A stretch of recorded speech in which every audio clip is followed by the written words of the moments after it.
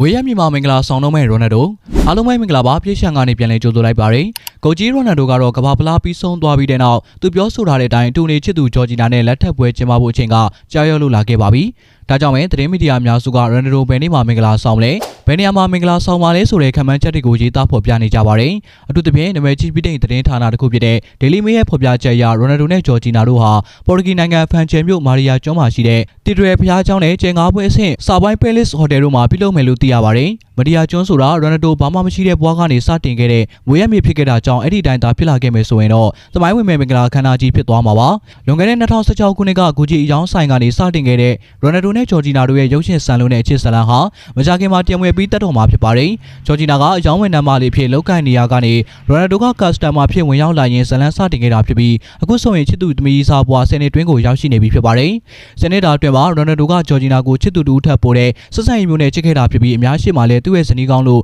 ဖွင့်ဟခဲ့ဘူးသူဖြစ်ပါတယ်အခုဆိုရင်ရိုနယ်ဒိုရဲ့သားကြီးဖြစ်သူခရစ္စတီယာနိုဂျူနီယာအီဗာနဲ့မာတီယိုတို့ကိုဂျော်ဂျီနာကမိခင်ရင်ပမာစောင့်ရှောက်ပေးနေတယ်လို့သူနဲ့တူရထားတဲ့အလီနာမာတီနာနဲ့ဘယ်လာတို့ကိုလည်းတသွေးတဲ့တသားတဲ့ထပ်တူညီတဲ့အချင်းမျိုးနဲ့မိသားစုဘွားကိုပိုင်ဆိုင်ထားပြီးဖြစ်ပါတယ်ရိုနယ်ဒိုကတော့သူ့ရဲ့မင်္ဂလာဆောင်မဲ့နေရတဲ့နေရာတို့ကိုအတိအကျမထုတ်ပြန်သေးပေမဲ့လက်တလောထွက်ပေါ်လာတဲ့သတင်းတွေရှာတော့သူ့ရဲ့မွေးချမ်းမြေမှာပဲမင်္ဂလာဆောင်ဖြစ်ဖို့များနေပါတယ်အားလုံးကိုကျေးဇူးတင်ပါတယ်ခင်ဗျာ